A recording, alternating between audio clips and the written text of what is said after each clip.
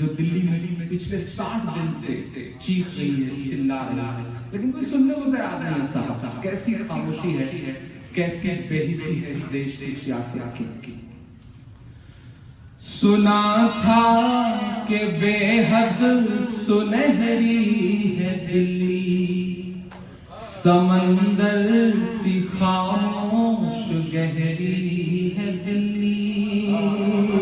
थोड़ा सा जुड़ के सुना, इधर के भी दोस्तों के विषय मैं ये सच है कि इस वक्त हिंदुस्तान में हर बोलती हुई जबान को बंद करने की कोशिशें की जा रही हैं। जो भी तरीका उनकी समझ में आ रहा है वो सबके साथ वो तरीका इस्तेमाल कर रहे हैं, लेकिन सारे चैनल तो चुप है नहीं। शुक्रिया रवीश कुमार का कि रवीश ने कम से कम एक दिन,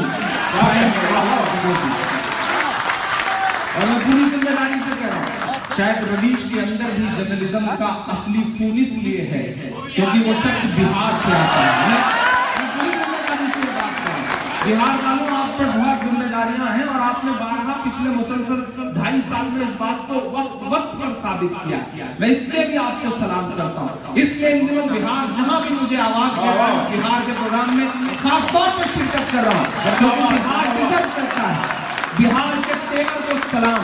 पिछले 2.5 साल में सबसे ज्यादा साहब को अगर किसी ने परेशान किया है तो वो बिहार से ही जुड़े हुए लोग, चाहे वो कन्हैया हो, चाहे रवीश हो, चाहे लालू जी हो, सब बिहार से ही जुड़े हुए लोग हैं। मैं नजर शुरू करता हूँ साहब के सुना था कि बेहद सुनहरी है दिल्ली, समंदर सी खामोश गहरी है दिल्ली, मगर माँ की सदा सुनना, मगर माँ की सदा सुन न पाए तो लगता है गूंगी है, गहरी है दिल।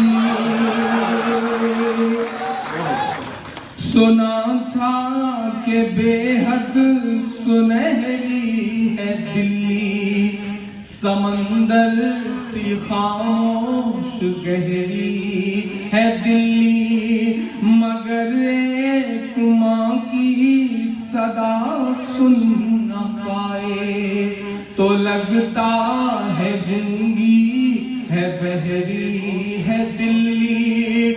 वो आंखों में अश्कों का दरिया समेटे, वो उम्मीद का एक नजरिया समेटे, वो आंखों में अश्कों का दरिया समेटे, वो उम्मीद का एक नजरिया समेटे।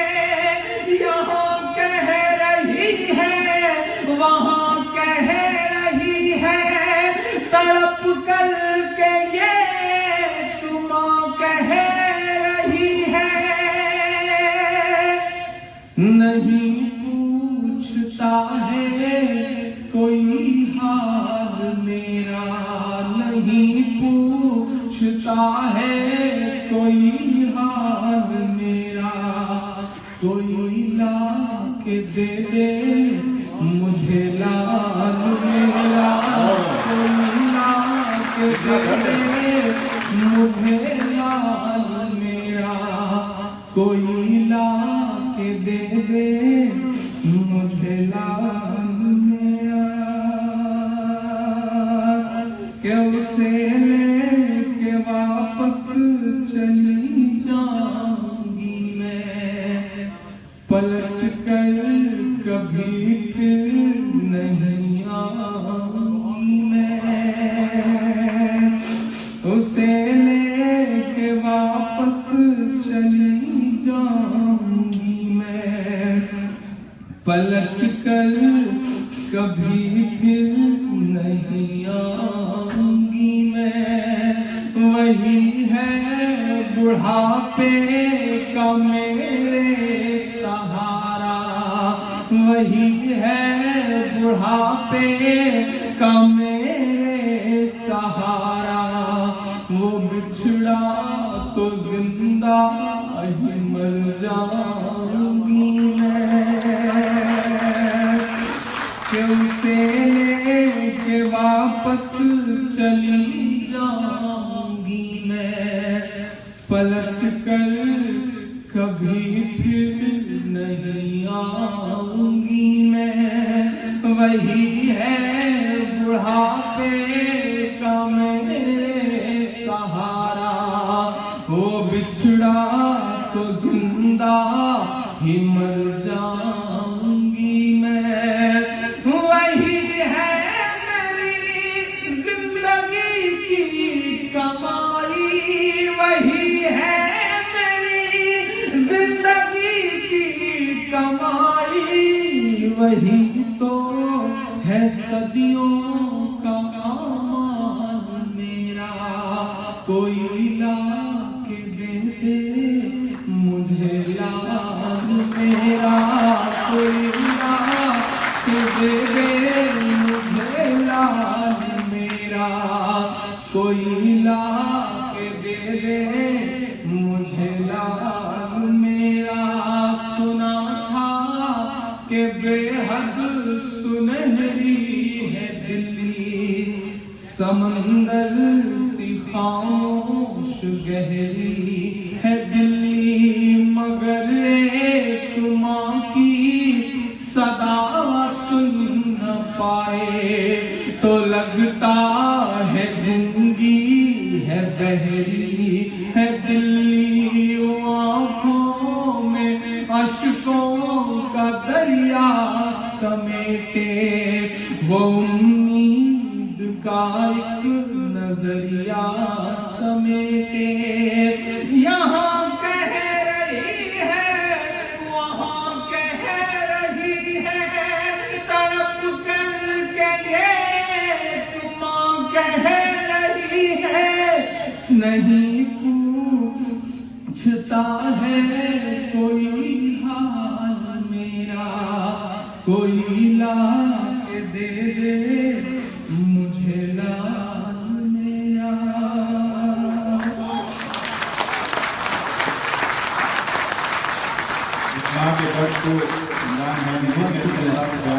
मैं आखिरी बंद पढ़ता हूँ।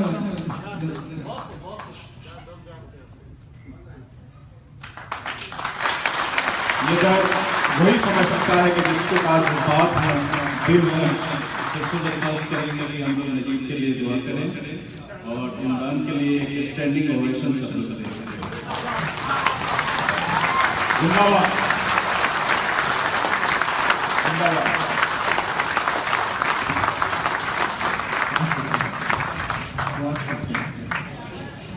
दुआ करें, सबसे गुजारिश है कि दुआ करें कि अल्लाह मेरे आंसुओं को जाया न जाने दे, आपके आंसू जाया न जाने। मैं आखिरी बंद पढ़ता हूँ इस लफ्ज़ का साथ साथ, कितना रोया जाए कितना चीखा जाए। प्रधानमंत्री जी महोबा की एक मीटिंग में जनसभा में चीख करके कहते हैं कि हम मुस्लिम महिलाओं को 3 तलाक के मुद्दे पर उनका हक दिलाकर रहे हैं। हमारी बहनें हैं वो हम अपनी बहनों को उनका हक दिलाकर रहे हैं। कभी कभी मेरा मन करता है कि उनके 7 RCR के बाहर जाऊं, चीख करके चिल्ला करके उनसे कहूं कि आदरणीय नरेंद्र मोदी साहब अगर सच में आप मुस्लिम महिलाओं को उनका हक दिलाना चाहते हैं तो नजीब की अम्मी को अपनी बहन मान लीजिए और अपने भांजे को वापस ला दीजिए। सब मैं सिंपल का हक दिलाना चाहता हूँ। मैं आखिरी बंद पढ़ता हूँ साहब। सियासी लोगों से उम्मीदें यकीनन बहुत कम हैं, लेकिन कुछ एक लोग हैं जो उठ खड़े हुए हैं। मैं उन्हें सैल्यूट करूंगा, मैं सैल्यूट करूंगा अरविंद केजरीवाल को इस मुद्दे पर, खास तौर पर सैल्यूट करूंगा इस डाइस पर खड़ा होकर। और ये बात इसलिए कह रहा हूँ पूरी पुख्तगी के साथ कि मैं पहले दिन से इस प्रोटेस्ट का मुसलसल हिस्सा रहा हूँ। आपको याद होगा जिस दिन जंतर मंतर से निकल करके इंडिया गेट जाने का प्लान था जेएनयू के तमाम बच्चों का और उनकी मां का, तो मां को गिरफ्तार करके मायापुरी स्टेशन ले गई थी पुलिस। मैंने एक ट्वीट किया और पलट करके केजरीवाल जी ने रिट्वीट करके मुझे इनबॉक्स में मैसेज किया कि इमरान अपना नंबर दीजिए। मैंने नंबर दिया और विदिन अ मिनट उन्होंने कॉल करी और कहा कि इमरान बहुत गलत हो रहा है। मैं दिल्ली नहीं था उस दिन, मैं बाहर था। मैंने कहा कि सर क्या किया जाए, बहुत वाकई जुल्म हो रहा है। उस बंदे ने कहा कि इमरान मैं थाने जा रहा हूँ, जब तक नजीब की मां को छोड़ा नहीं जाएगा मैं थाने से हटूंगा नहीं। और सलाम केजरीवाल को कि केजरीवाल तब तक थाने में बैठे रहे जब तक नजीब की मां को वहां से हटा कर उनके घर में भेज दिया गया। मैं इस डाइस से और सलाम करूंगा बदायूं के सांसद धर्मेंद्र यादव को कि जिन्होंने उनके लोकसभा क्षेत्र का है नजीब, उन्होंने भी, मैंने उनको एक मैसेज किया कि पूरा देश आपकी तरफ नजर गड़ाए हुए है कि नजीब के मुद्दे पर आपका स्टैंड क्या है। शुक्रिया उनका कि वो गए नजीब जंग साहब के पास गए, राजनाथ जी के पास गए, राहुल जी ने मुलाकात करी, कल परसों ओवैसी साहब ने भी उस मुद्दे पर आकर के धरने में शामिल हुए। तो ये जो भी लोग हैं मैं इनका शुक्रिया अदा करूंगा। अखिलेश जी ने मुलाकात करी नजीब के परिवार से, दुआ करिए कि ये दबाव काम आ सके। लेकिन इस सब के बावजूद मुझे लगता है कि मुझे बात कहनी चाहिए। 100 करोड़ रुपए की फिरौती मांगने के जुर्म में तिहाड़ से लौट करके आए हुए वो पत्रकार जो वाई कैटेगरी की सिक्योरिटी लेकर के अपने न्यूज रूम में नाग और नागिन की खबरें बता करके डीएनए टेस्ट करके ये साबित करने पे तुले हैं कि जर्नलिज्म यही है। उन्हें बताइए कि नहीं साहब, आप जो न्यूज रूम में पत्रकारिता के नाम पर दलाली कर रहे हैं जर्नलिज्म वो नहीं है। जर्नलिज्म कुछ और है। अगर आपको आपके न्यूज रूम से 5 किलोमीटर दूर रोती हुई एक मां की आंखें नजर नहीं आते तो आप पत्रकार नहीं है, आप दलाल हैं। ये एक सच बात है। मैं बंद करता हूं, ये मेरा गुस्सा है जो इन लफ्जों में ढल गया कि ये टीवी के एंकर कहां मर गए हैं। मेरे गुस्से के साथ सफर करिएगा। अब तक मेरे आंसुओं के साथ थे, अब मेरे गुस्से के साथ सफर करिएगा कि ये टीवी के एंकर कहां मर गए हैं, ये गांधी के बंदर कहां मर गए हैं, ये टीवी के एंकर कहां मर गए हैं। मुझको जालिम का तरफदार नहीं लिख सकते, कम से कम वो मुझे लाचार नहीं लिख सकते। जहां हथेली पे लिए बोल रहा हूं जो सच, उसको इस देश के अखबार नहीं लिख सकते, उसको इस देश के अखबार नहीं लिख सकते। लेकिन मुझे लगता है कि ये दौर ऐसा है कि बोलना पड़ेगा। आप जैसे तमाम लोगों की दुआएं हैं सर पर, तो मुझे लगता है कि मेरी जिम्मेदारी बनती है। आपकी उम्मीदों का बोझ है मेरे कंधे पर। मुझे इस भारती मिली, सूबे का सबसे बड़ा अवार्ड मिला, तो साहित्यिक हल्के के लोग, अदबी हल्के के लोगों ने कहा कि अब तो लहजा अपने आप नरम हो जाएगा, अब तो केवल ढीले हो जाएंगे। लेकिन मैंने उस दिन भी आपकी दुआओं के भरोसे ये बात कही थी कि जो कहते हैं इस आंधी में पर ना तोला जाएगा, जो इस बात पे खुश है हमसे लब ना खोला जाएगा, उनसे कहो हम तूफानों से डरने वाले लोग नहीं, कातिल को मरते दम तक कातिल को मरते कातिल ही बोला जाएगा।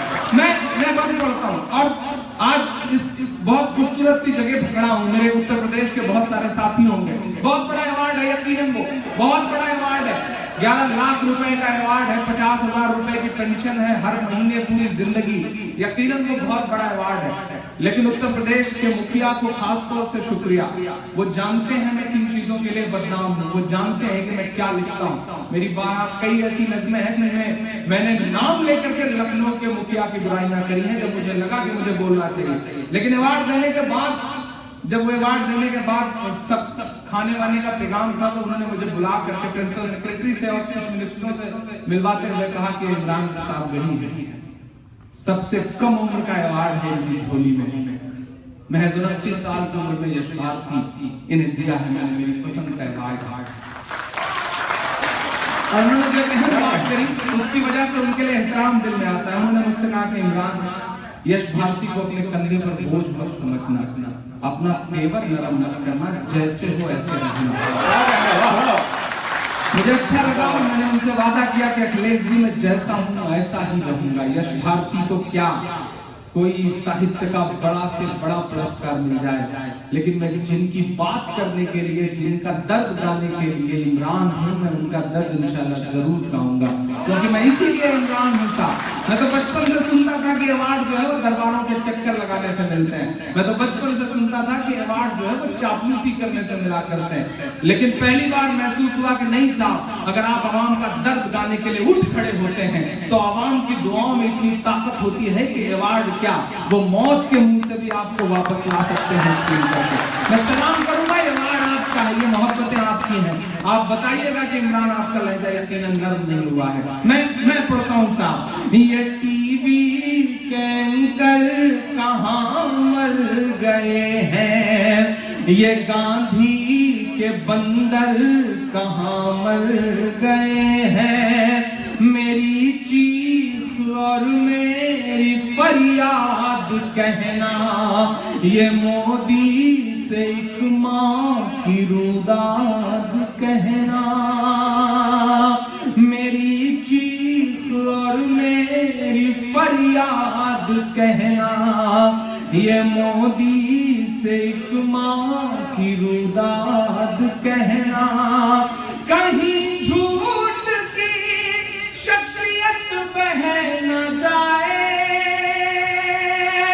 चौथे मिसरे में एक शख्स की दुआएं और एक शख्स का उठा हुआ हाथ मांगता है इमरान। मैं पढ़ता हूं साहब कि कहीं झूठ की शख्सियत बह न जाए, ये नफरत की दीवार छत बह न जाए, ये नफरत की दीवार छत बह न जाए, है एक माँ के अश्कों का सैलाब साहिब, है एक माँ के अश्कों का सैलाब साहिब, कहीं आपकी सल्तनत बह न जाए।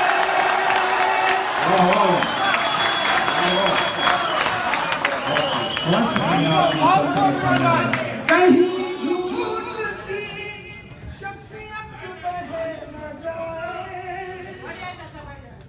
मैं छोटा सा एक कनेक्शन करना चाहता हूँ, अगर इमरान इजाजत है, जो इनको साहित्य अकेडमी अवार्ड मिला यूपी गवर्नमेंट की तरफ से, कांग्रेचुलेशंस टू यू।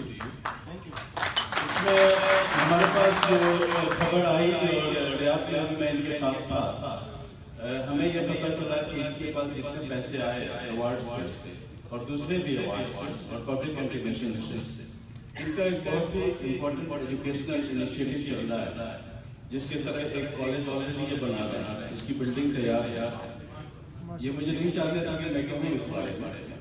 मैं चाहता हूँ कि हम लोग इस एजुकेशनल इनिशिएटिव को जो ये खुद फंडिंग कर रहे हैं उसको हम लोग सपोर्ट करें,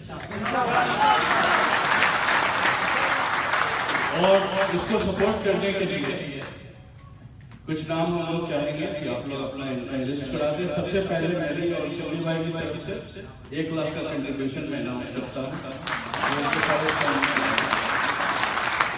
आप लोगों में से वैसे ऐलान करना चाहे तो अभी कर सकता है।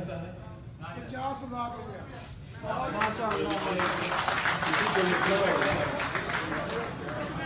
शुक्रिया, बहुत शुक्रिया। 20,000 रुपए कागज सल्फी आप अपना नाम और नंबर बता दीजिए ताकि आप लोगों से कांटेक्ट किया जा सके। आपके पास है? और कोई? आप मोहम्मद अली साहब देख लें, आप यहाँ कुछ लोग हाथ उठा रहे हैं, आपके पास सबके नंबर हैं?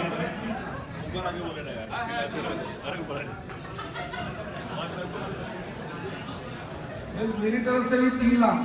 माशाल्लाह।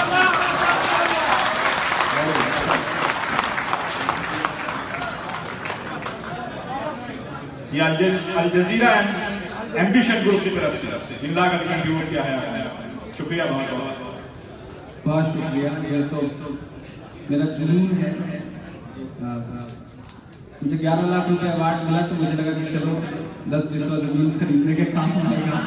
मैंने उसका जायज इस्तेमाल किया। अब बीच में जब मिनहाज का मसला हुआ जेएनयू के मसले के साथ ये इनकी तरफ से 1 लाख कम से कम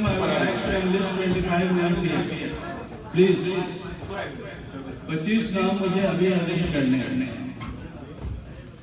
आई want to exploit you emotionally. मेरी तरफ से 1 लाख रुपये।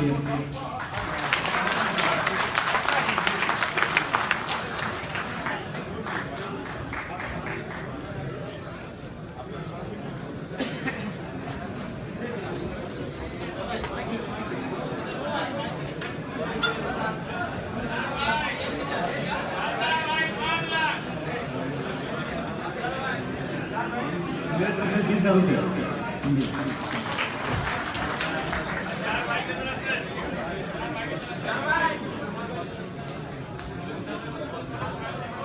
ये सारा कलेक्शन बिहार अंजुमन यहाँ पर कोऑर्डिनेट करेगी और उसके बाद ये लोग कंट्रीब्यूट कर देंगे। तो बिहार अंजुमन के यहाँ पर फखरुद्दीन अली अहमद साहब हैं, रशीद भाई हैं और उनके ट्रेजरर जैद अहमद फैसल हैं, इम्तियाज साहब हैं और आप जानते हैं यहाँ पे जो इमरान हैं शिवली भाई से आप रब्ता कर सकते हैं। और इसके बाद भी अगर आपको आपके जज्बात जिंदा रहते हैं और आप दर्द महसूस करते हैं और आपको लगता है कि मुसलमानों की तालीम में मुसलमान बच्चों को फरोग देना ज़रूरी है, तो आपको चाहिए कि आप इस कॉलेज के इस एक काम में कंट्रीब्यूट करें, अपना ताउन दें। आप इसके बाद शिवली भाई और ये बिहार अंजुमन के किसी फर्स्ट से राब्ता कायम कर सकते हैं। बहुत शुक्रिया। ये इसके अलावा शिवली भाई के पास भी आप जमा कर सकते हैं। अंजुमन बिहार के अहदेदारान जो नंबर 1 नंबर 2 तीनों का नाम बता दीजिए और शिवली भाई के पास जमा हो जाए और उसके बाद उसको बजट से अकाउंट पर डायरेक्ट करें। यहाँ पर बिहार अंजुमन के जो अहदेदारान हैं, जो सॉल्यूशन सेरेमनी हुई थी, हमारे अंजार आदम साहब हैं, जैद अहमद फैसल हैं, इम्तियाज साहब हैं या शिवली भाई हैं और फखरुद्दीन अली अहमद साहब हैं। इन लोगों से आप राब्ता कायम कर सकते हैं, रशीद साहब हैं। और अगर बाद में भी मैंने जैसा कि पहले अर्ज किया, आपके जज्बात जिंदा रहते हैं और आपको ज़रूरत लगती है इस बात की कि हमें तालीम की अशद ज़रूरत है, हमारे बच्चों को तालीम की बहुत ज़रूरत है, तो आप ज़रूर अपना ताउन दें।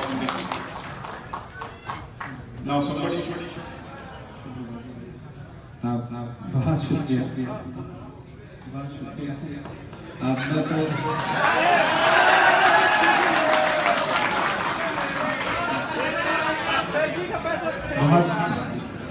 Now, if you start charging 500 riyal for one step, I think we can collect lakhs of rupees now. बहुत शुक्रिया कि मेरा एक ज़रूर था। देखिए एक बात तो जितनी जल्दी हमारी कौम जितनी जल्दी मान ले, जितनी जल्दी इस बात को कबूल कर ले कि मुल्क में सही से इज्जत से जिंदा रहना है, खुद को बचा के रखना है, तो तालीम के अलावा और कोई चारा नहीं है। ये एक सच बात है, इसे जितनी जल्दी मान लें। और मैं अक्सर मुशारों में, मैं आज देखिए मुशारा पढ़ना, तालियां बजवा लेना, ये मैं अब मुझे लगता है कि मैं इस दायरे से बाहर निकल चुका हूँ। ये मेरे लिए एक मिशन की तरह है। जब गजनफर साहब में शुरू से मुशारों में आया तो मैं ये देखता था कि मेरी आंखों के सामने 20-20, 25-25 हजार लोग बैठे हैं। 50 किसी मुशारे में हिंदुस्तान में 1-1 लाख की भीड़ होती है। कम से कम 5-6 मुशारे ऐसे हैं हिंदुस्तान में जिनमें 1 लाख के आसपास भीड़ होती है। मैंने ये देखा कि पूरी रात जुल्फ आंचल लबो रुखसार खत शराब जाम यही चल रहा है और तफरी हो रही है और उछल के लोग दाद दे रहे हैं। सुबह चाय की दुकान पे ये हो रहा है कि फला शायर ने क्या अच्छे शेर पढ़े, फला शायर ने तरन्नुम में क्या अच्छा पढ़ा। मुझे लगा कि मुशायरा एक बहुत बड़ा प्लेटफॉर्म है, कौम आके बैठती है, क्यों ना वहां से लोगों को जगाने की कोशिश की जाए। मैंने 2 चीजों की मुहिम शुरू करी और आज मुझे लग रहा है कि मैं कामयाब हूँ। बहुत शुक्रिया भाईजान की तरफ से 10,000। बहुत शुक्रिया आपकी तरफ से। एक ईंट भी अगर मेरे उस काम में लगती है तो ये मेरी खुशनसीबी होगी। मुझे लगा कि इस प्लेटफॉर्म का इस्तेमाल किया जाए। देखिए आज मैं पूरी जिम्मेदारी से ये बात कह रहा हूँ कि राम के साथ सीता जब जंगल में थी तो उन्हें सोने का हिरन पसंद था।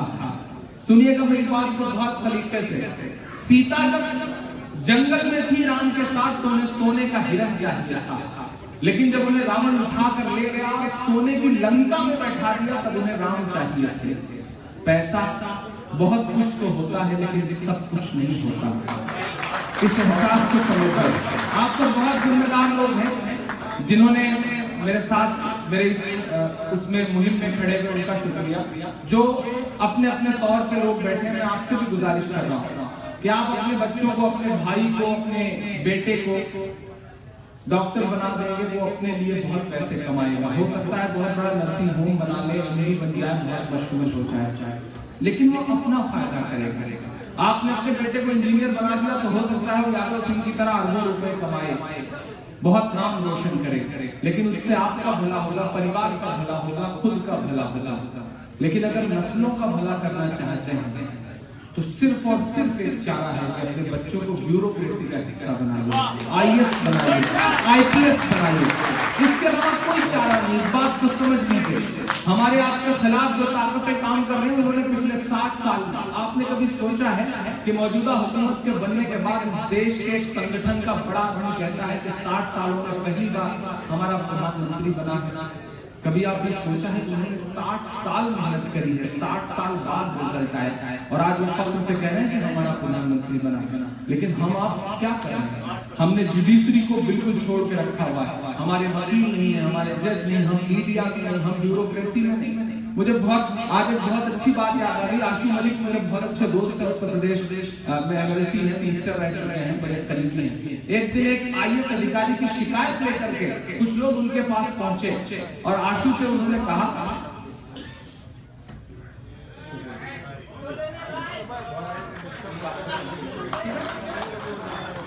आशू मलिक के पास कुछ लोग एक DM की शिकायत लेकर के पहुंचे और उन्होंने कहा साहब वो IAS जो है, वो DM जो है, वो अनसस का आदमी है। तो आशू मलिक ने कहा ठीक है, मैं उसे हटा करके किसी जमीयत उलमा हिंद वाले को पोस्ट करा दूं, लेकिन उसका नाम लेकर के आओ तो कोई हो। तो कोई है नहीं है, गिनती में 3 या 4 या 5 IAS IPS होंगे बहुत। उसमें भी बिहार का बहुत शुक्रिया कि उत्तर प्रदेश के जो DGP हैं जावेद अहमद, वो बिहार के हैं। बिहार का उसके लिए भी बहुत शुक्रिया था कि बिहार अगर न होता तो उत्तर प्रदेश के कई जिलों में जो DM ने कहा 2-4 गिनती के दिखाई पड़ते हैं, वो ना होना। मैं आखिरी दिन पढ़ूं, फिर से मुशायरा शुरू किया जाए। अगर आप एक बार जोरदार ताली बजा करके मुझे ये मोदी से एक मां की रुदाद कहना, मेरी चीख और मेरी फरियाद कहना, कहीं झूठ की शख्सियत बह न जाए, ये नफरत की दीवार छत बह न जाए, है एक मां के अश्कों का सैलाब साहिब, कहीं आपकी सल्तनत बह न जाए, के उजड़ सा गया है गुलिस्तान वतन का। जुल्म पहले भी था, ज्यादती पिछली हुकूमतों में भी थी, लेकिन ये जो नंगई सड़कों पर उतर आई है ये नहीं थी। इसके खिलाफ लड़ना पड़ेगा। अब नहीं बोलेंगे तो कब बोलेंगे? उजड़ सा गया है गुलिस्तान वतन का, नहीं तो ये भारत था खुशहाल मेरा, कोई ला के दे दे मुझे लाल मेरा, कोई ला के दे दे मुझे लाल मेरा। बहुत शुक्रिया। ज्यादा कुछ नहीं, मैं 4 मिसरे और पढ़ के थोड़ा सा फिर माहौल बदलने की कोशिश करता हूँ।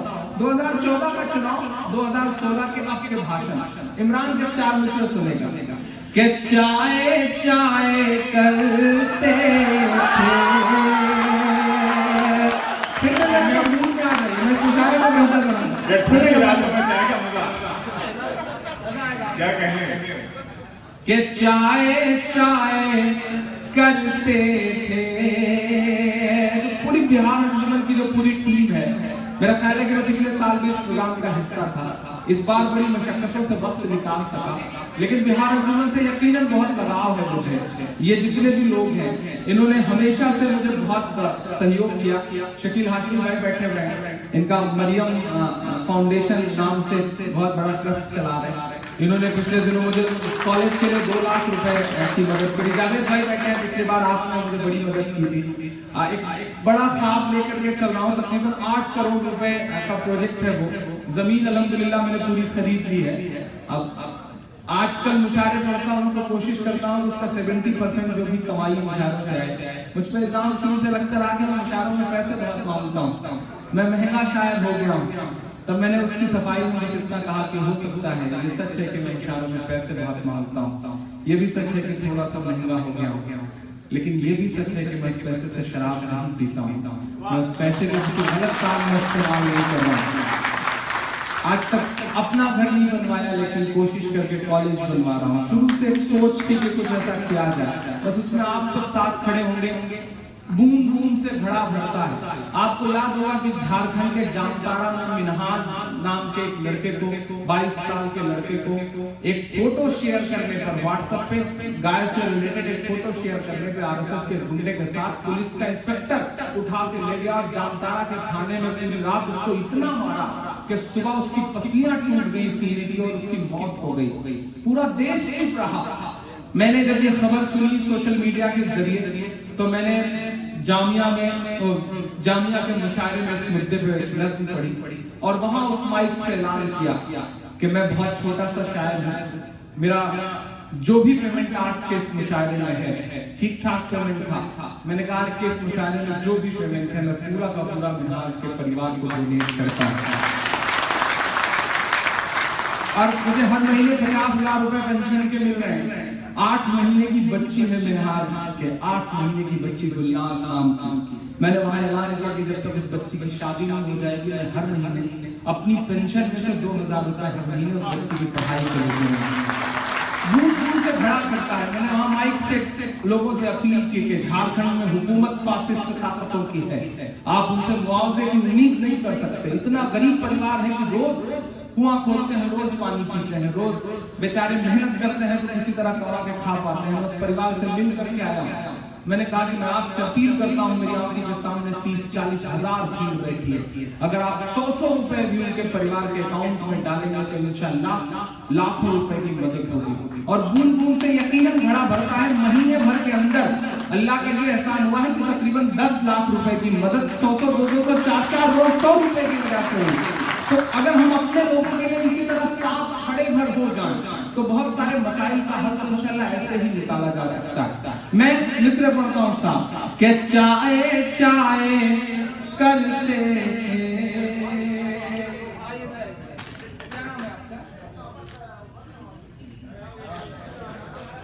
ठीक बहुत आप सोचिए उस खेमे से निकल करके वो बच्ची यहाँ तक कैसे आई होगी, उसके जज्बे को देखो, उसके हौसले को देख के एक बार उस बच्ची को ताली बजाओ।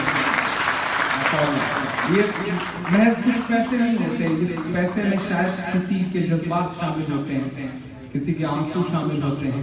एक ऐसा वक्त है जब हुकूमत उनके पल्लुओं के पैसे छीन रही है।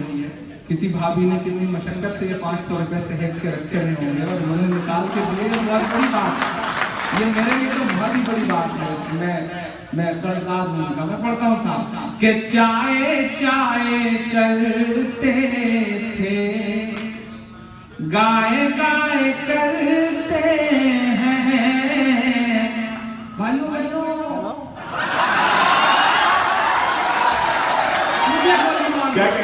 मुझे गोली मार दो, लेकिन मेरे दलित भाइयों को मत मारना। याद है ना ये जुमला? अब मिसरे सुनिए साहब कि चाहे चाहे करते थे, गाए गाए करते हैं। अब बात दिल में लगे तो आपकी तालियों का शोर उठ जाए कि चाहे चाहे करते हैं, गाए गाए करते हैं। चाहे चाहे करते थे, गाए गाए करते हैं। जागे हैं दलित जब से, हाय हाय करते हैं। जागे हैं दलित जब से, हाय हाय करते हैं। और 3 साल बाकी है आने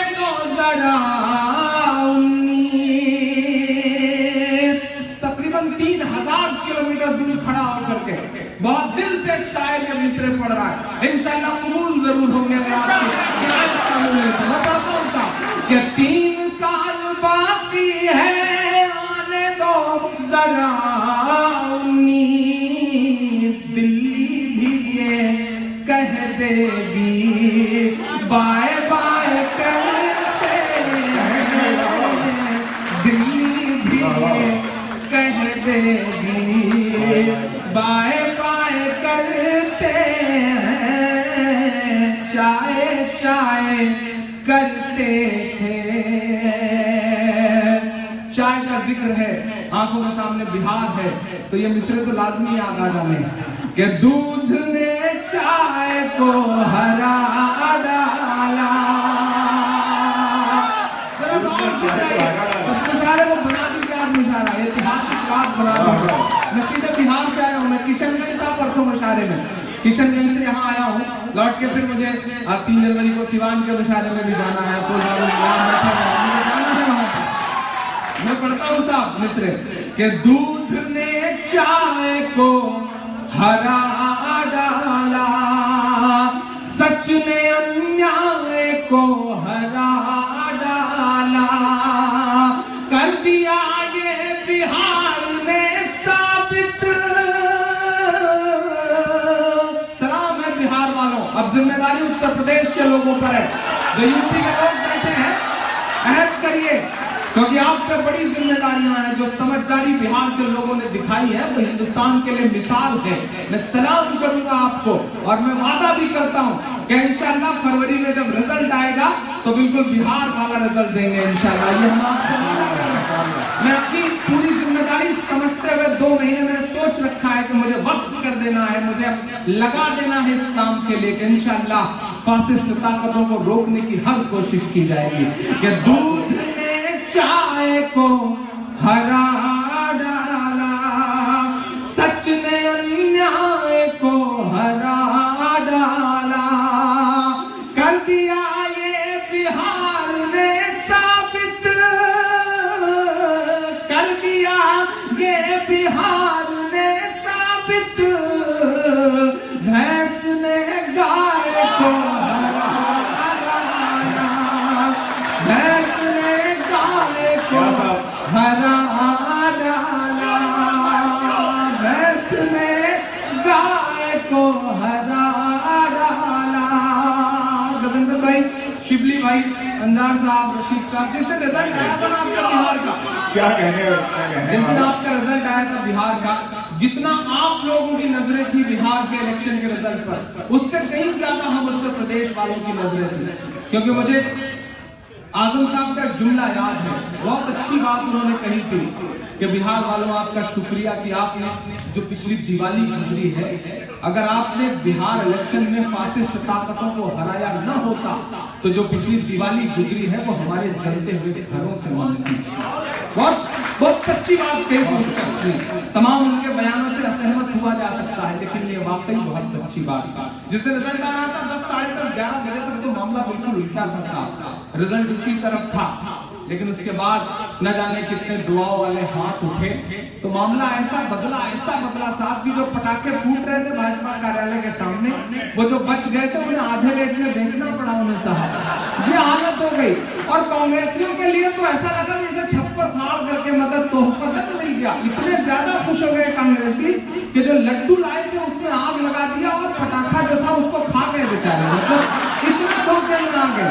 तब मैंने 4 दूसरे कहे साहब, और वो 4 दूसरे मजे के हों तो आपकी दुआएं मिले। सीवान के साथी यहाँ बैठे हुए हैं, आपको याद है सीवान में काली दाढ़ी ने तकरीर करते हुए कहा था कि अगर बिहार हम हारे तो पाकिस्तान में पटाखे फूटेंगे। याद है ना तो जुमला? मैंने 4 दूसरे कहे कि गुर्राने वालों को आग बबूला करके छोड़ दिया, गुर्राने वालों को आग बबूला करके छोड़ दिया, इधर उधर बस झूल रहे हैं, झूला करके छोड़ दिया। एक नाम है आपके प्रदेश की सियासत का, मैं सिर्फ उसे उल्टा करूंगा, शेर हो जाएगा, सुनिएगा कि इधर उधर बस झूल रहे हैं, झूला करके छोड़ दिया, इस दीवानी फोड़ न पाए हैं वो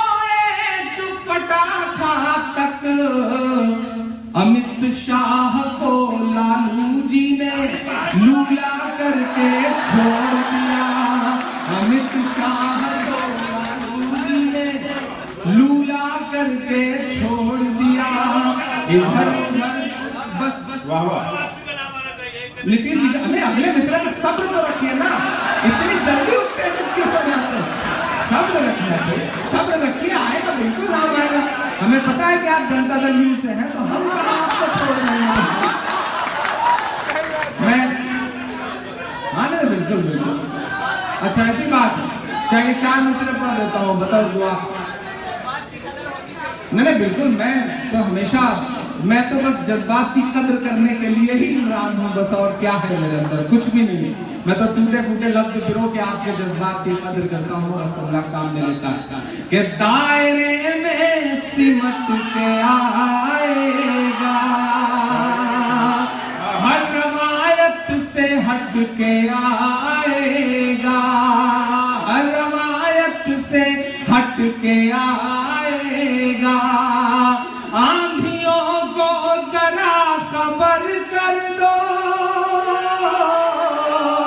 दुआ है मेरी, आंधियों को जरा खबर कर दो, शेर वापस पलट के आएगा, शेर वापस पलट के आएगा, हर रवायत से हट के आएगा। मैं ये कहना चाह रहा भाई साहब कि लालू जी ने अमित शाह जी को लूला किया, बड़े साहब को तो आपके ही साहब ने लूला किया है, मतलब आपके बैलेंस इसी तरह से चलता है। बहुत शुक्रिया। 4 मिसरे और पढ़ता हूँ, आप इसी तेवर के साथ, इसी जुनून के साथ। अच्छा, बिहार के जो बच्चे हैं, बुजुर्ग तो छोड़िए, जो बच्चे हैं माशाल्लाह, जो 2-3-4 बच्चे आए, उनका जज्बा, उनका जोश देख के समझ में आता है कि बच्चों तक में कितना जुनून है। वह एक बच्चे के टीचर ने कॉलेज से फोन किया, स्कूल से फोन किया बच्चे के बाप को, कहा भाई आपका बच्चा इतना शैतान है, इतना शैतान है, उसकी शैतानियों से मैं तंग आ चुका हूँ। तो बाप ने कहा भाई क्या करता है? बोले ऐसी जिंदा तस्वीरें बनाता है, जिंदा पेंटिंग बनाता है कि लगता है कि बिल्कुल सही है, एकदम ताजा ताजा सी। आज उसने जमीन पर 2000 का नोट बना दिया, उसको उठाने के चक्कर में मेरे नाखून टूट गए। बहुत शैतान बच्चा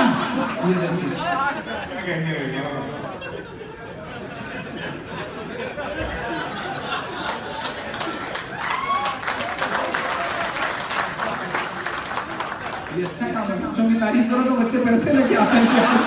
ये और नहीं तो मतलब उसने कहा कि इतना शैतान है, उसने 2000 की नोट बनाई, उसको उठाने के चक्कर में मेरे नाखून टूट गए।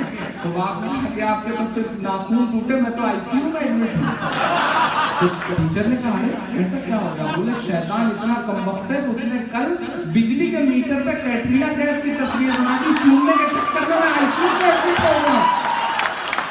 ये बात है साहब, बिहार का आदमी अपने तेवर का आदमी है, मतलब आप उससे न तो निपट सकते हैं, ना उसे तो जवाब दे सकते हैं। बिहार, एक आदमी बिहार का शिवली भाई दिल्ली से ट्रेन में बैठा, ट्रेन भाग रही थी। अमूमन बिहार के लोग टिकट कमाई लेते हैं, मिनिस्ट्री तो वही रहती है, मिनिस्ट्री तो बिहार ही रहती है। इस बार पता नहीं कहां से प्रभु के पास चली गई है, और जो हालत है वो प्रभु के पास से लौट के आम आदमी के पास जल्दी ही आएगी। तो बिहार वाला शख्स चढ़ा, उसने टिकट तो लेना भी था, उसने लिया भी नहीं था, लेकिन पता नहीं कहां से टीटी जो है वो भी बिहार वाला ही रहा होगा। सूंघते सामने उस बोगी में पहुंचा, उस आदमी ने देखा अरे टीटी आ गया, फट से उसने मुसल्ला निकाल के बिछा दिया और नियत मान ली। टीटी भी बदमाश बैठ गया उनका, देखना है कि नमाज पढ़ता है। अब वो न तो नियत तोड़े, न टीटी पढ़ने का नाम ले। अब वो बंदा जब थक गया, उसे लगा कि नहीं टीटी तो बहुत बदमाश है, जाने वाला नहीं, तो उसने जोर से कहा कि मैं नियत करता हूँ 100 रकात नमाज पटना तक। अब बैठो कैसे बैठ सकते हैं? ये बिहार है सर, बिहार से ना आप जीत सकते हैं, ना बिहार से लड़ सकते हैं। बिहार का एक बंदा रशीद भाई की तरह, जब रशीद भाई तो आज बुजुर्ग हो गए हैं, मतलब जब ये कभी जवान हुआ करते थे, आज नौजवान है, जब ये जवान हुआ करते थे तो ट्रेन में सफर कर रहे थे, ऊपर की बर्थ पे आराम से लेटे सरस सलीम पढ़ते हुए चले जा रहे थे। बिहार के स्टेशनों में मैक्सिमम यही किताब बड़ी मशहूर सी है। शिवली भाई साहब थे? अच्छा अच्छा, गजनफर साहब ने बताया तो हो सकता है भाई। नीचे 3-4 लड़कियां बैठी दिल्ली से, बस दिल्ली का अपना कल्चर है, दिल्ली की अपनी तहजीब है, आपस में बातचीत कर रही थी, बहस छिड़ गई शादी पर। तो पहली लड़की ने दूसरी से कहा कि कब शादी कर रही है? तो उसने कहा तलाश वही कोई कायदे का बंदा मिल जाए तो कर लूं। कैसा शौहर चाहिए? करोड़पति चाहिए।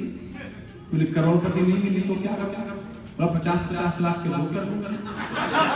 50-50 लाख के दो नहीं मिले तो क्या करूंगा? बोले 25-25 लाख के 4 कर लूंगा। बड़े सामान्य सा जवाब। रशीद साहब के कान लग गए उधर। उसने कहा अगर 25-25 लाख के 4 नहीं मिले तब क्या करोगे? उसने कहा 10-10 लाख के 10 कर लूं।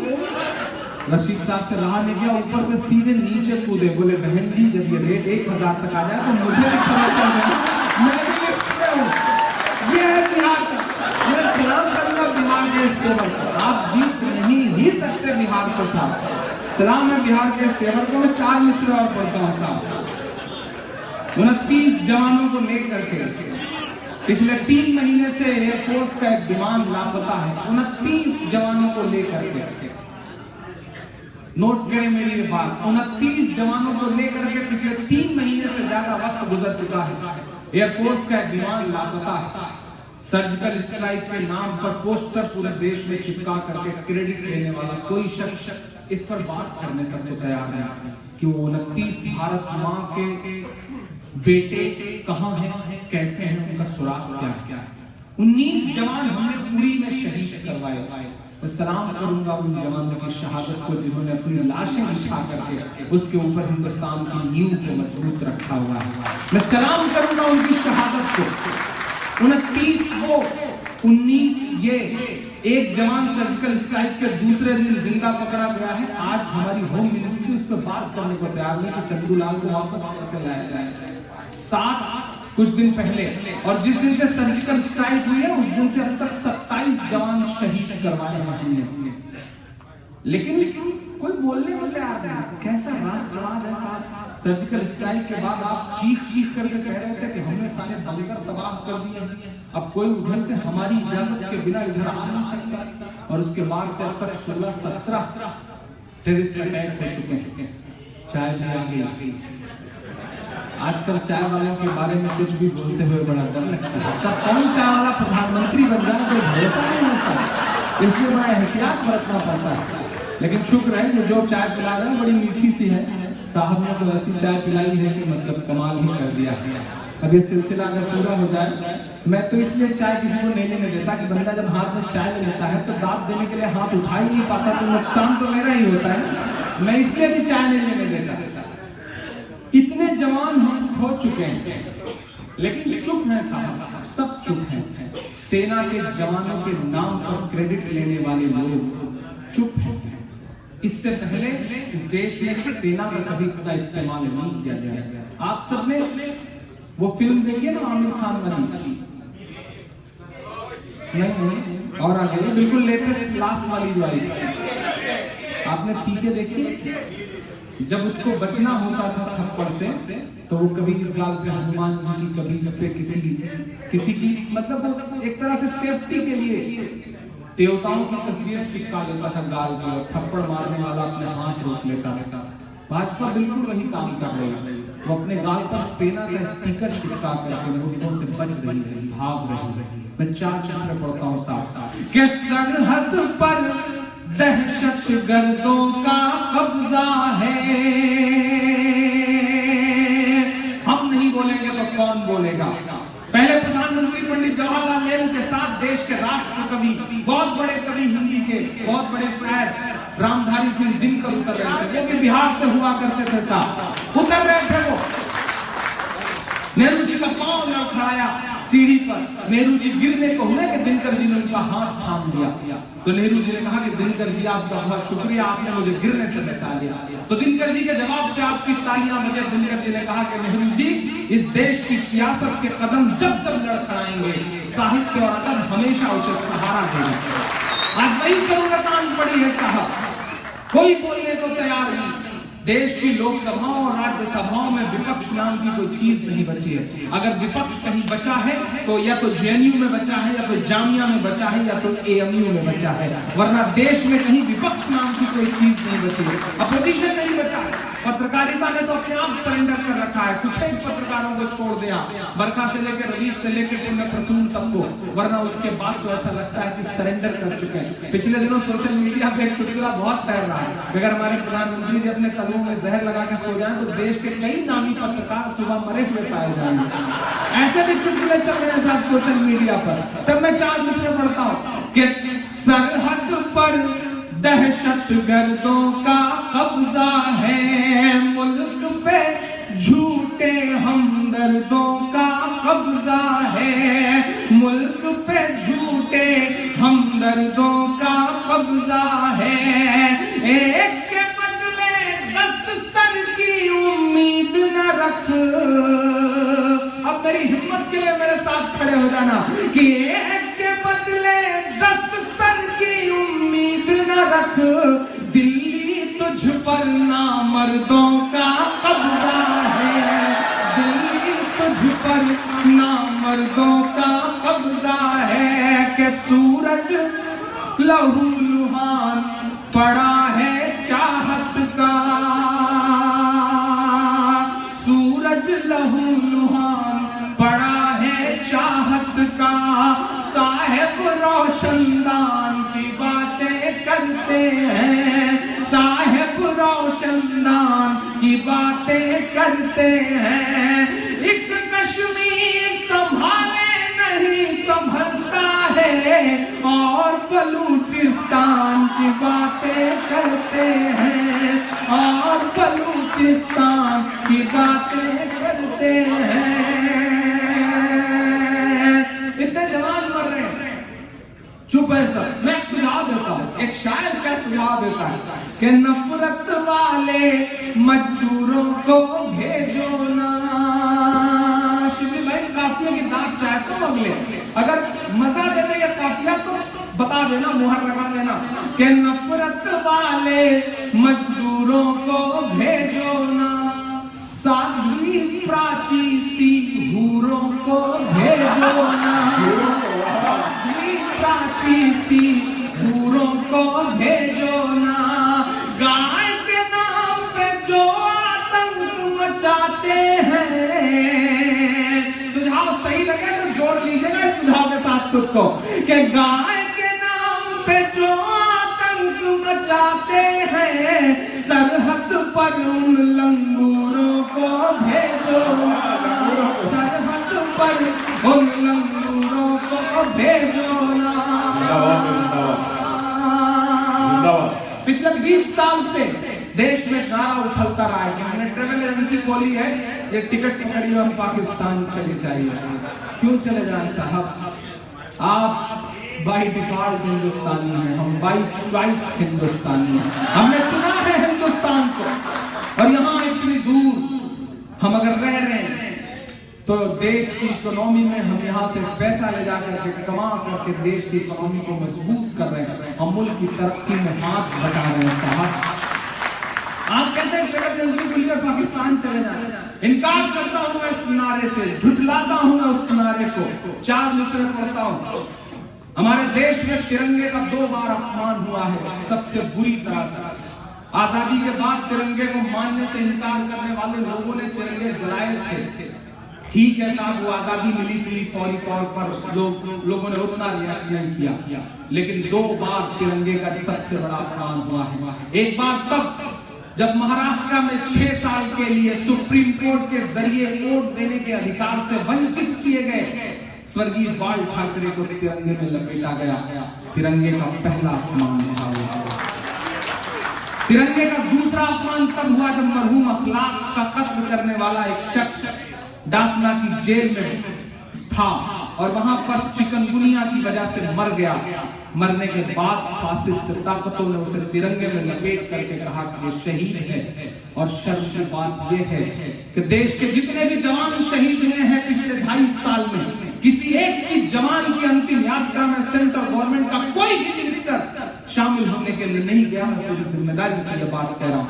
लेकिन उस हत्यारोपी की लाश जो तिरंगे में लिपटी थी, उसे नमन करने के लिए देश के सेंट्रल गवर्नमेंट का एक मिनिस्टर जाकर के नमन करता है, तब मुझे लगता है कि मेरी जिम्मेदारी बनती है कि 4 मिनट के अच्छा मुहूर्त है इसी साल चला जाए।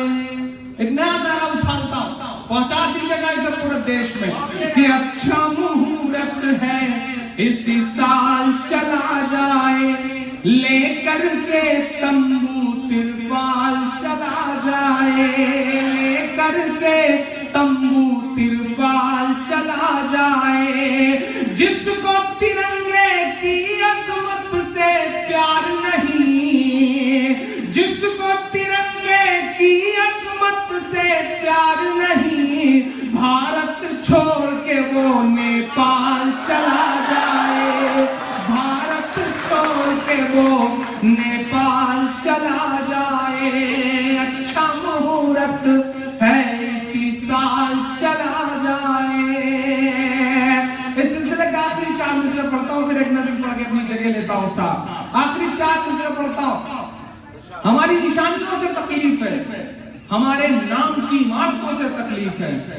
औरंगजेब रहमतुल्लाह अलैह के नाम पर जो रोड बनी थी उसका नाम बदल दिया गया, देश चुप रहा साहब। इन दिनों एक नई मुहिम शुरू की गई है कि अकबर रोड का नाम बदल दिया जाए। हमारी इमारतों के नाम से तकलीफ है, हमारी निशानियां मिटाना चाहते हैं। कितनी नफरतें, आखिर कहां से लाते हैं इतनी नफरतें। मैं कभी कभी सोचता हूं कि जिन इमारतों का नाम बदलना चाहते हैं आप, वो इमारतें अपने बनने के सैकड़ों साल बाद भी आज भी मुल्क की तरक्की में कितना बड़ा योगदान कर रही है। ताजमहल को देखने के लिए एक साल में 22.19 करोड़ रुपए का टिकट बिकता है और वो देश की तरक्की में जाता है। 22.19 करोड़ का राजस्व। हुमायूं के मकबरे को देखने के लिए 19.39 करोड़ रुपए का टिकट बिकता है और मुल्क की तरक्की के लिए जाता है। कुतुब मीनार को देखने के लिए 13.14 करोड़ रुपए का टिकट बिकता है और मुल्क की तरक्की के लिए जाता है। बनने के सैकड़ों साल बाद भी इमारतें इतना बड़ा योगदान करने वाला हमारी इमारतों के नाम बदल देना चाहते हैं। जिन्होंने अभियान शुरू किया साहब कि अकबर रोड का नाम बदल दो, उनका नाम है सुब्रमण्यम स्वामी। उनका बस एक परिचय और देता हूं आपको, उनका नाम है सुब्रमण्यम स्वामी। उनकी बेटी का नाम है सुभाषिनी और दामाद का नाम है नदीम हैदर। मैं हिंदुस्तान के तमाम अमन पसंद लोगों से, उसमें हिंदू भी शामिल हैं, मुसलमान भी शामिल हैं, सिख भी शामिल हैं, ईसाई, मैं उनसे बस इतना कहना चाहता हूं कि पहचानिए ऐसे दूरी सियासत करने वाले को कि उन्होंने अपने घरों में क्या किरदार रखा हुआ है और बाहर क्या बोलते हैं। मैं 4 मिसरे पढ़ता हूं कि अपने सभी प्यारों के नाम बदल डालो। ये शायरी की भाषा नहीं है, ये अदब की जुबान नहीं है। मैं अभी जमशेदपुर मुशायरे में था तो बड़े बुजुर्ग शायर थे जो सदारत कर रहे थे। मेरे पढ़ने से पहले वो माइक पर आए और उन्होंने कहा कि इमरान, शायरी जो तुम पढ़ते हो वो शायरी नहीं है, जो तुम कहते हो वो अदब नहीं है। मैं चाहता हूं कि पर्दे में रह के बात की जाए, पर्देदारी की जाए। मैं माइक पर आया तो मैंने कहा सही कहते हैं सर, पर्दे में रह के बात की जानी चाहिए, पर्देदारी की जानी चाहिए। लेकिन पर्दे में रहकर बात तब की जाती थी जब सियासत भी पर्दे में रह करके जुल्म करती थी। आज तो खुलेआम जुल्म हो रहा है।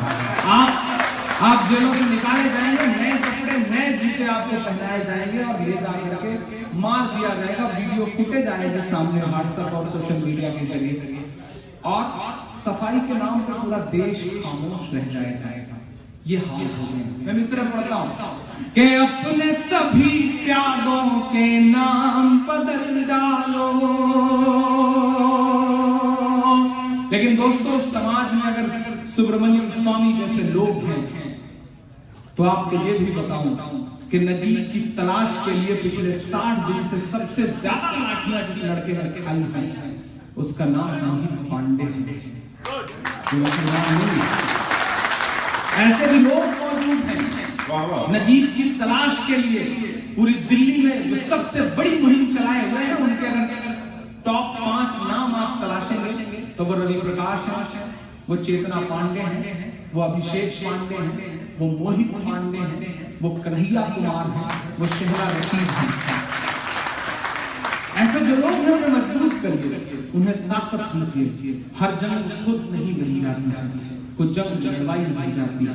हिकमत का इस्तेमाल करिए। अल्लाह के रसूल ने हिकमत का इस्तेमाल करके आपके सामने नजीर पेश की, आप भी हिकमत का इस्तेमाल करिए। सैल्यूट करिए ऐसे लोगों को, मजबूत करिए ऐसी ताकतों को, क्योंकि देश में नफरती चिंटुओं की तादाद बमुश्किल 10% है। बाकी देश का 90% हिंदू भाई आपके साथ, आपके सुख दुख में बराबर शामिल है। उसे ताकत दीजिए, उसे मजबूत करिए, क्योंकि मैं पूरी जिम्मेदारी से यहाँ खड़ा होकर के मेरी आंखों के सामने ज्यादा तादाद में मुसलमान भाई बैठे हुए, मैं आपके सामने ये बात कह रहा हूँ कि इंसाफ बचाने की आखिरी उम्मीद लेकर के रात के 2:30 बजे सुप्रीम कोर्ट का दरवाजा खुलवा करके सुप्रीम कोर्ट की चौखट पर खड़े लोग थे ना, उसमें एक भी मुसलमान नहीं था, सारे के सारे हिंदू भाई थे। ऐसे लोगों को मजबूत करिए। जरूरत आन पड़ी है, आप गुजरात गुजरात गुजरात चिल्लाते हैं, लेकिन गुजरात के मसले को सच में जो अदालत तक ले गई वो शख्सियत का नाम तीस्ता सीतलवाड़ है, वो मुसलमान नहीं है। पहचान ऐसे लोगों को, मजबूत करिए ऐसे लोगों को। आप टेररिज्म पे कितनी भी सफाइयां देते रहते, लेकिन सैल्यूट करिए शहीद हेमंत करकरे को, जिन्होंने अपनी जान दे करके भी ये बताया कि दहशतगर्दी के और भी चेहरे होते हैं। ऐसे लोगों को मजबूत करिए। हमारी प्रॉब्लम यह है कि हम अपने लिए सच्ची लड़ाई लड़ने वाले लोगों को पहचानते तक नहीं हैं। उनके साथ दिक्कत यह है कि वो आपकी लड़ाई लड़ते हैं तो उन्हें उनका समाज मानता ही नहीं अपना, और आप उन्हें पहचानते ही नहीं। आप सोचिए उन्हें तो दोहरी मार झेलनी पड़ती है। ऐसे लोगों को मजबूत करिए, ऐसे लोगों को ताकत दीजिए। आप कितना भी चिल्लाते रहें, लेकिन मैं सैल्यूट करूंगा संजीव भट्ट को, IPS संजीव भट्ट को, जिसने अपनी नौकरी ठोकर मारते हुए कहा कि नहीं साहब, मैं गुजरात के दंगों का जो सच है वो दुनिया को बताऊंगा, नौकरी रहे या ठोकर पे जाए। ऐसे लोगों को मजबूत करिए। सैल्यूट करिए अरुंधति रॉय को, सैल्यूट करिए कुलदीप नैयर को, सैल्यूट करिए इस तरह के तमाम चेहरों को। मैं मिसरे पढ़ता हूं साहब कि अपने सभी प्यारों के नाम बदल डालो, तारीखी यादों के नाम बदल डालो। कबूल है आपकी मुहिम स्वामी जी, लेकिन इमरान के मिसरे आप कबूल करो कि अपने सभी प्यारों के नाम बदल डालो, तारीखी यादों के नाम बदल डालो। अकबर रोड का नाम बदलने से पहले, लगाना बहुत बड़ी बात पे, अकबर रोड का नाम बदलने से पहले अपने दामादों के नाम बदल डालो, अपने दामादों के नाम बदल डालो, अपने दामादों के नाम बदल डालो। न खाऊंगा न खाना दूंगा। अब की बार किसानों की सरकार। आपकी जानकारी के लिए बताऊं कि नोटबंदी के फैसले के बाद जो सबसे तमाम मौतें हुई, लेकिन जिस मौत ने मुझे सबसे ज्यादा झकझोरा वो एक शख्स की मौत में झकझोरा। CRPF का एक जवान था जिसे कश्मीर में आतंकवादियों से लड़ते हुए 5 गोलियां लगी उसके सीने में, लेकिन वो इतना बहादुर था भारत मां का बेटा कि 5 गोलियां सीने में खाने के बाद भी जिंदा रहा, मजबूती के साथ लड़ता रहा। लेकिन 4 दिन पहले वो नोट बदलवाने के लिए बैंक गया था, नोट नहीं बदलवा पाया तो घर वापस आकर के उसने खुद को गोली मार ली और मर गया। ये सबसे दर्दनाक हादसा रहा है। आपसे तो बहुत सारे हुए, लेकिन कैसी चौकीदारी है साहब। वाह हरे देश के चौकीदार, वाह हरे देश के चौकीदार। सरकारी आंकड़ा कह रहा है कि तकरीबन 1.5 लाख करोड़ रुपए के कारोबार का नुकसान हुआ है। 1,14,000 करोड़ रुपए का कर्ज तो उन्होंने उद्योगपतियों का आते ही माफ कर दिया था। तकरीबन 3.25 लाख करोड़ का तो साफ सुथरा चूना लगा है 2.5 साल। इमरान मिसरे पढ़ता है वाह हरे देश के चौकीदार, वाह हरे देश के चौकीदार। विजय माल्या नाक के नीचे से हो गया फरार, वाह हरे देश के चौकीदार, वाह हरे देश के चौकीदार। देश के चौकीदार, वाह हरे देश के चौकीदार। विजय माल्या नाक के नीचे जैसे हो गया फराहरे देश के चौकीदार, बाहरे देश के चौकीदार। और बहुत सच्चा मिसरा पढ़ता हूं, जोड़ता हूं इस नज़्म में कि तुमसे ज्यादा सरदार था वो पिछला सरदार, बाहरे देश के चौकीदार, बाहरे देश के चौकीदार। तुमसे ज्यादा सरदार था वो पिछला सरदार, बाहरे देश के चौकीदार, बाहरे देश के चौकीदार। पहला बंद करता हूं साहब कि देश चलाना चाय बनाने जैसा काम नहीं है, कि देश चलाना चाय बनाने जैसा काम नहीं है, नफरत वाली राय बनाने जैसा काम नहीं है। एक किसान ना कर्ज चुकाए तो फांसी का फंदा। पिछले एक साल में विदर्भ यानी कि महाराष्ट्र में, वहां भी राष्ट्रवादियों की सरकार 3539 किसानों ने महज 1 से 4 लाख रुपए तक का कर्ज न अदा कर पाने की वजह से खुदकुशी की। मीडिया ग्राम अपना विरोध करे। 3539 किसानों ने खुदकुशी की। और आप दिल्ली में बैठ के कहते हैं कि अब की बात किसानों की सरकार। किसी का शेयर की कीमत तो बहुत बढ़ गई शहरों में धान की, लेकिन गिरा न हो सकी बेटी किसान की। मौका पड़ा तो लोगों ने कुर्सी के वास्ते तस्वीर ही बिगाड़ दी हिंदुस्तान की, तस्वीर ही बिगाड़ दी हिंदुस्तान की। अयोध्या के शायर जमुना प्रसाद उपाध्याय शेर कहता है कि नदी के घाट पर भी यदि सियासी लोग बस जाते तो प्यासे होठ के बूंद पानी को तरस जाते। गनीमत है कि मौसम पर हुकूमत चल नहीं सकती, नहीं तो सारे बादल उनके खेतों में बरस जाते, नहीं तो सारे बादल उनके खेतों में बरस जाते। तो मैं मित्र पढ़ता हूं साहब कि देश चलाना चाय बनाने जैसा काम नहीं है, नफरत वाली राय बनाने जैसा काम नहीं है। एक किसान ना कर्ज चुकाए तो फांसी का फंदा, और मालिया लंदन घूमे बाहर तेरा धंधा, और मालिया लंदन घूमे बाहर तेरा धंधा। जिसे जेल में होना था वो घूम रहा लंदन है। नोटबंदी पे चाहे जो कुछ बोले, अरविंद केजरीवाल कहते हैं कि 8 लाख करोड़ का घोटाला है। चलिए मैं ये भी नहीं मानता हूं, लेकिन मैं एक बात बड़ी जिम्मेदारी से कहता हूं। कभी आपने सोचा कि रात के 8 बजे टीवी की स्क्रीन काली होती है और एक चेहरा नमूदार होकर कहता है कि भाइयों बहनों आज से 500 और 1000 की नोट रद्दी है, टुकड़ा है, कागज। देश का फैसला। मैं पूरी जिम्मेदारी से कह रहा हूं मित्रों, देश का फैसला नहीं है, ये अपने उद्योगपति आत्माओं को खुश करने का फैसला। नोट में चिप लगी है। मैंने तो दिनों से पूछा कि भैया चिप लगी तो बताइए उस पर गाना भरवाया जा सकता है कि नहीं, क्योंकि हम बिहार और उत्तर प्रदेश के लोगों को बिना गाना सुने मजा नहीं आता है। अगर चिप पर गाना भरवाया जा सके तो सही है। अच्छा, मजे की बात यह है कि जो चिप का एक कॉन्सेप्ट फैलाया गया कि चिप लगी है, काला धन पकड़वाएगी, सबसे ज्यादा वो चिप काला धन भाजपा नेताओं का ही पकड़वा रही है। मजे की बात तो है मोदी जी अपने ही लोगों को बर्बाद कर रहे हैं। सच बात तो यह है साहब कि बैंक कर्ज में डूबे हुए थे, भारत के बैंक कर्ज में डूबे हुए थे, क्योंकि उद्योगपतियों का पूरा कर्जा इन्होंने माफ कर दिया। बैंकों ने दबाव बनाया तो बैंकों के पास पैसे कहां से आए? नोटबंदी का फैसला लागू कर दिया गया। हमारी आपके घरों में जो गुल्लकों में पैसे रखे हुए थे उसे भी बैंकों में जमा करना पड़ा, और जमा करने के बीच में आप कतारों में जूझ रहे हैं। तकरीबन 60,000 करोड़ रुपए के आसपास एसबीआई ने अडानी साहब को लोन सैंक्शन कर दिया। आपको पता भी नहीं चला।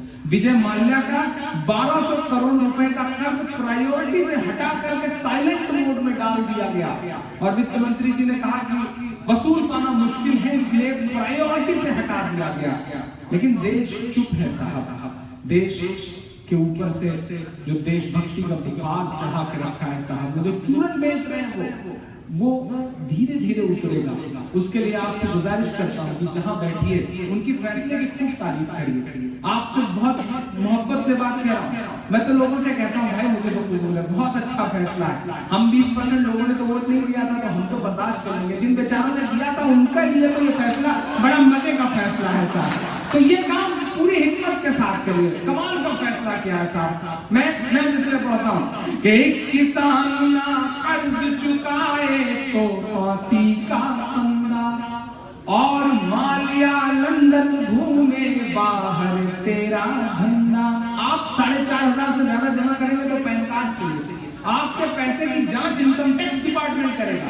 और साहब ने एक नया फरमान जारी किया है कि मेरे विधायकों और सांसदों के पैसों की जांच अमित शाह जी करेंगे। ये तो वही मसला हुआ जिस तरह उन्होंने पठानकोट हमले की जांच ISI से करवाई। बिल्कुल यही मसला था कि एक किसान ना कर्ज चुकाए तो फांसी का फंदा, और मालिया लंदन घूमे बाहर तेरा धंधा। जिसे जेल में होना था वो घूम रहा लंदन है, राष्ट्रभक्त सब चुप बैठे हैं अजब दोगलापन है। राष्ट्रभक्त सब चुप बैठे हैं अजब दोगलापन है। जो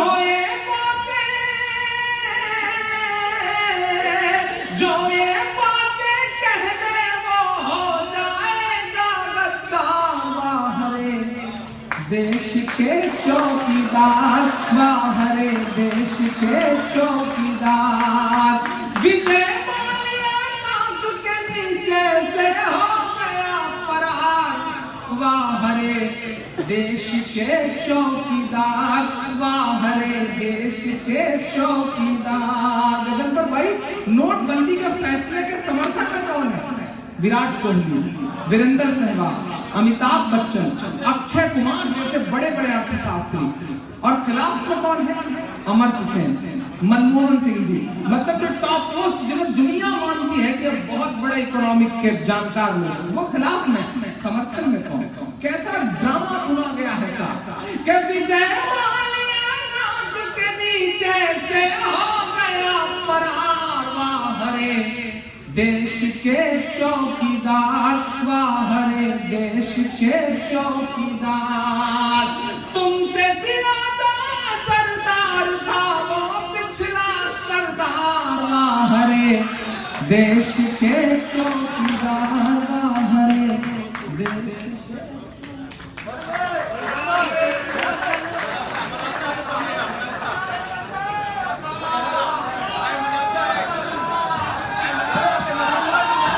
एक मैं आपकी फरमाइश को सुना देता हूँ, बताएं कौन?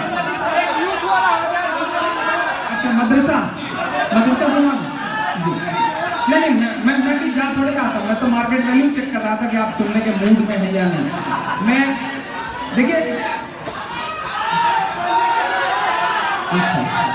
ठीक, पहले मदरसा सुना दूं, उसके बाद इंशाल्लाह आप जो कहेंगे मैं सुना दूंगा। आप लोग चाहते हैं तो इमरान भाई थोड़ी देर के लिए बैठ सकते हैं और फिराज भाई थोड़ा सुनाएंगे, फिर इमरान भाई दोबारा मैं मदरसा सुना देता हूँ, फिर मैं बैठ जाऊंगा, फिर इंशाल्लाह उसके बाद आप एक राउंड और जो चाहेंगे मैं वो सुना। बिल्कुल, शुक्रिया।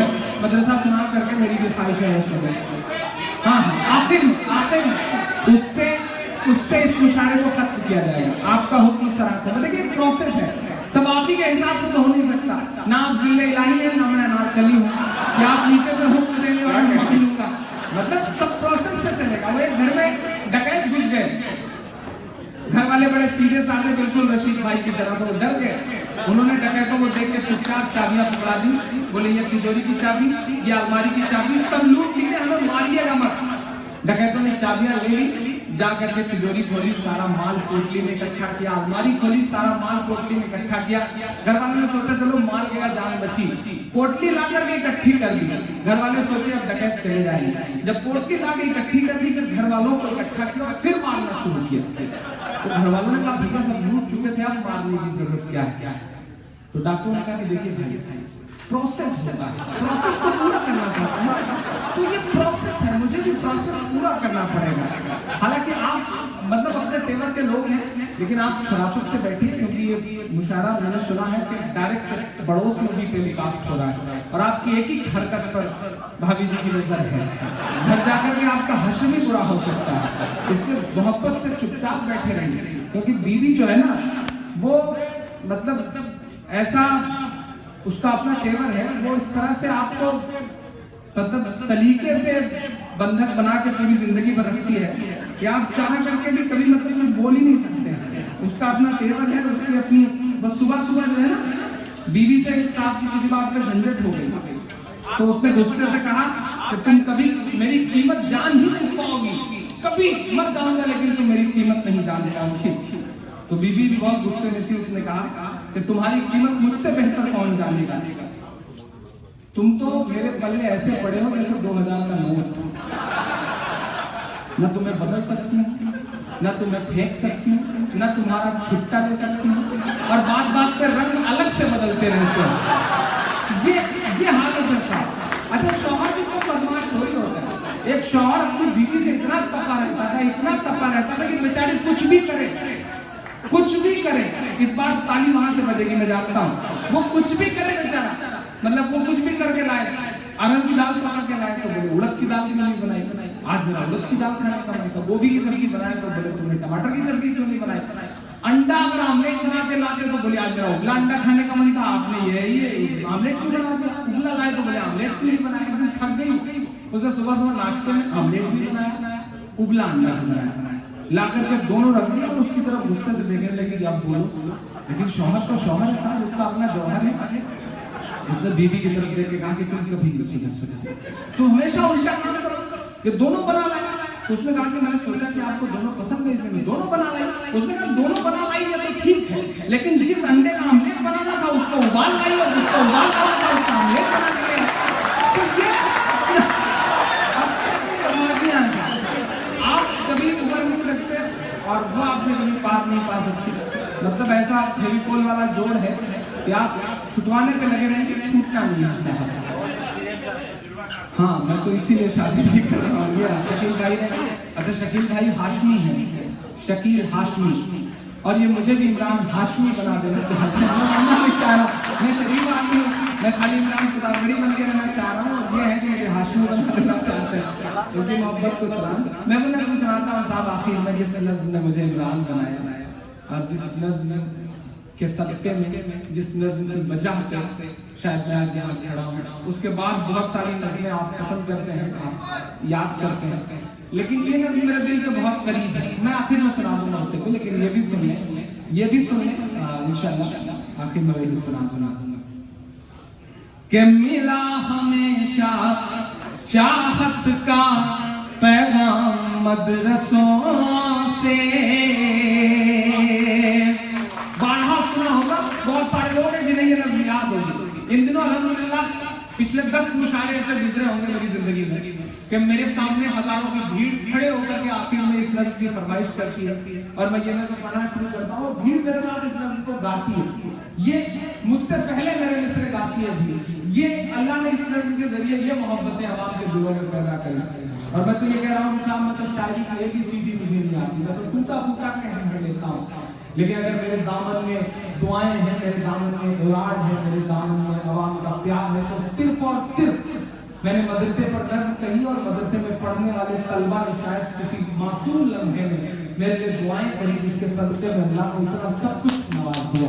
ये उसका करम है, मैं पढ़ता हूँ कि मिला हमेशा चाहत का पैगाम मदरसों से, मत जोड़ो आतंकवाद का नाम मदरसों से, कोई इल्जाम मदरसों से, कोई इल्जाम मदरसों से। शकील भाई और जावेद भाई को देख के मुझे इससे पहले 4 मिसरे हाथ, अगर मैं वो पढ़ लूं तो फिर आगे बढ़ूं। हमारे देश में बाबा है साहब, दुनिया की हर बीमारी के इलाज का दावा करता है साहब, लेकिन आज तक अपनी भड़कती हुई आंख नहीं सही कर पाया। पिछले दिनों मेरे हिंदी के दोस्त हिंदी मंचों के संपत सरल साहब उन्होंने क्या टिप्पणी करी। उन्होंने कहा कि योग करते रहना चाहिए, योग के बड़े फायदे हैं। योग करने से सबसे बड़ा फायदा यह है कि आपका बदन इतना लचीला हो जाता है कि मुसीबत में किसी भी औरत का कपड़ा पहनो फिट आता है।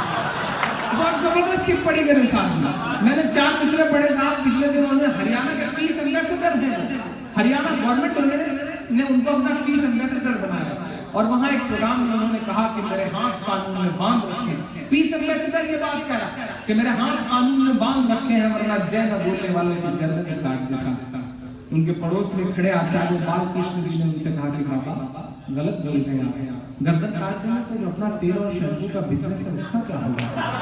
बात पापा की समझ में आ गई। पापा उसी दिन से चुप हो गए, लेकिन फिर उसी दिन से मुझे लगा कि मुझे एक मासूम सा सवाल उछाल के इनसे पूछना चाहिए। मैं मिसरे पढ़ता हूँ साहब के जो नफरत के सबब उठी थी वो ललकार किसकी थी।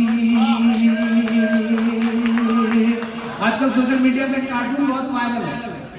अन्ना हजारे जी लेटे हुए हाथ जोड़े और उनके बगल में कैप्शन लिखा हुआ है कि मैं सोने जा रहा हूँ, जब कांग्रेस की सरकार आ जाए तो मुझे जगा देना, मुझे भरने पर बैठ जाए साहब।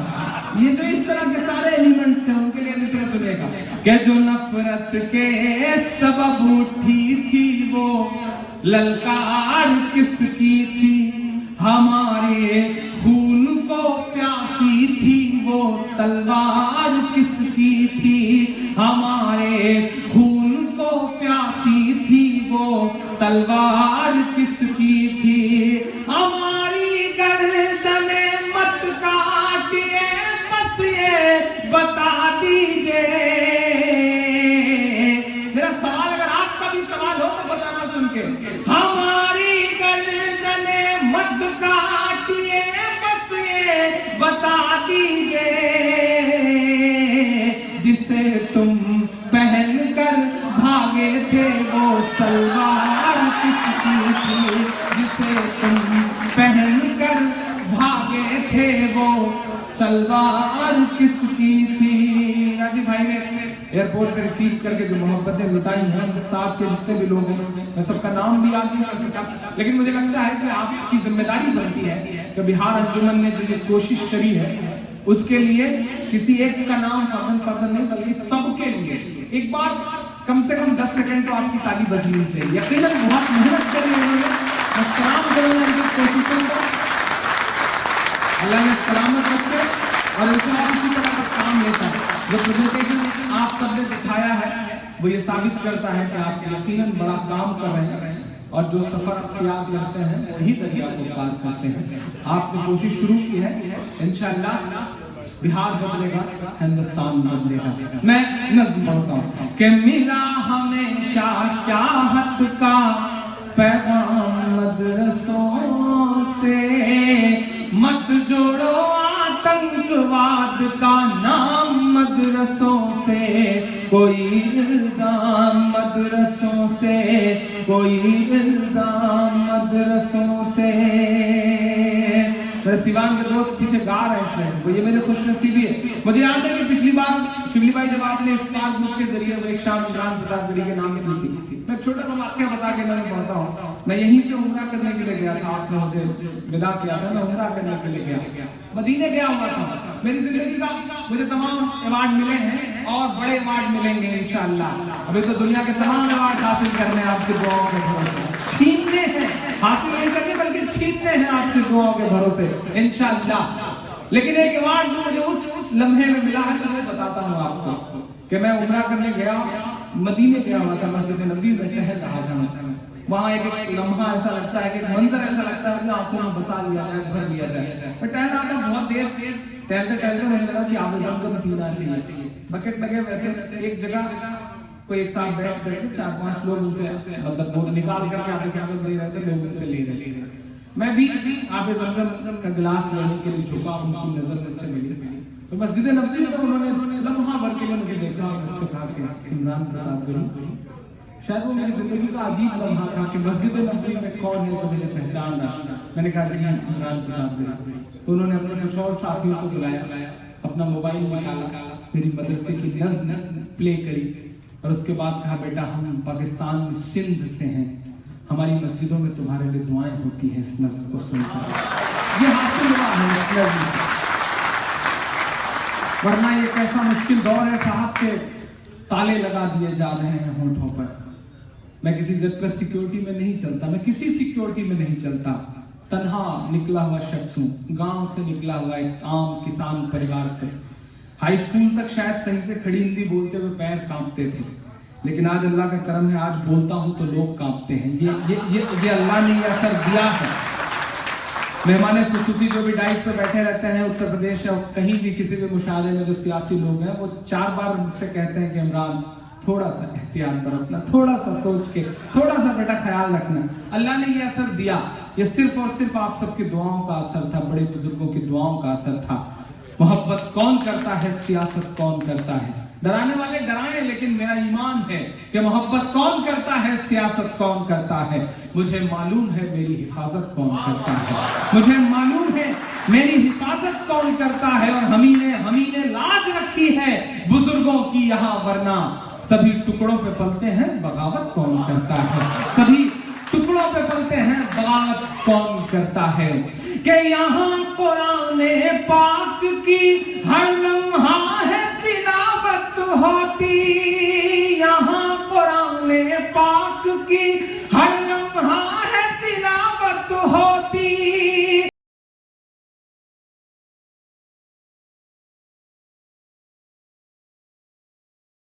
हैं जो असर रखते हैं अपने इलाकों में, आप लोगों से आपका गांव, आपका शहर आप लोगों की सुनता है, आपकी मानता है। मैं बस आपसे बहुत मोहब्बत से गुजारिश करता हूं कि ये जो हमारे बीच में ये जो फसाद है, इस पर भी काम करिए, इसके लिए मेहनत करिए। क्योंकि सुब्रमण्यम स्वामी राहुल कमल को इंटरव्यू देते हुए ऑन रिकॉर्ड ये कहते हैं कि हिंदुस्तान पर हुकूमत करने का सबसे मास्टर प्लान है मेरा कि हम मुसलमानों को देवबंदी, बरेलवी, वहाबी, शिया, सुन्नी में आपस में लड़ाएंगे और उधर हम सबको एकजुट करेंगे और इस तरह हुकूमत करेंगे। अब नहीं जागेंगे तो कब जागेंगे। अपने अपने मसलक पर, अपने अपने अकीदे पे पुख्तगी के साथ डटे रहिए, लेकिन दूसरों के लिए गुंजाइश रखिए। सड़क पर लड़ाई मत करिए, जो मस्जिदों की सड़क पर मत। वाह वाह, इतनी गुजारिश है आप क्या कहेंगे। बहुत मुश्किल दौर, और यहाँ खड़ा होकर के मैं सैल्यूट करूंगा मौलाना तौकीर रजा साहब को, सैल्यूट करूंगा कि पिछले दिनों जब एनआईए ने 13 बच्चों को दिल्ली के आसपास के इलाकों से उठाया, तो सलाम मौलाना तौकीर रजा साहब को भी उन्होंने कहा कि हमारे बच्चे उठाए जा रहे हैं, हमारी नस्लें परेशान, हम अब देवबंदी और बरेलवी में नहीं लड़ेंगे। और वो सीधे देवबंद मदरसे में गए, वहां बैठे। ये इत्तेहाद की एक ऐसी कोशिश थी जिसके लिए उन्हें सलाम, और इस बार जमीयत उलमा हिंद सलाम के उन्होंने अजमेर में जाकर के अपना सालाना इजलास किया। ये एक नई कोशिश है, एक नई शुरुआत है।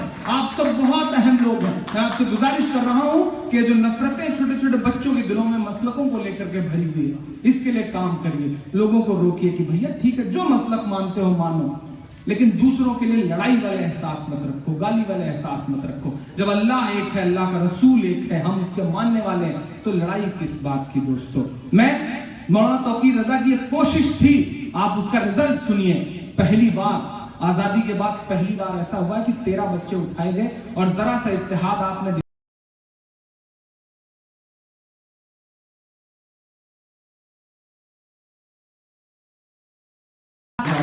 ये जज्बा है।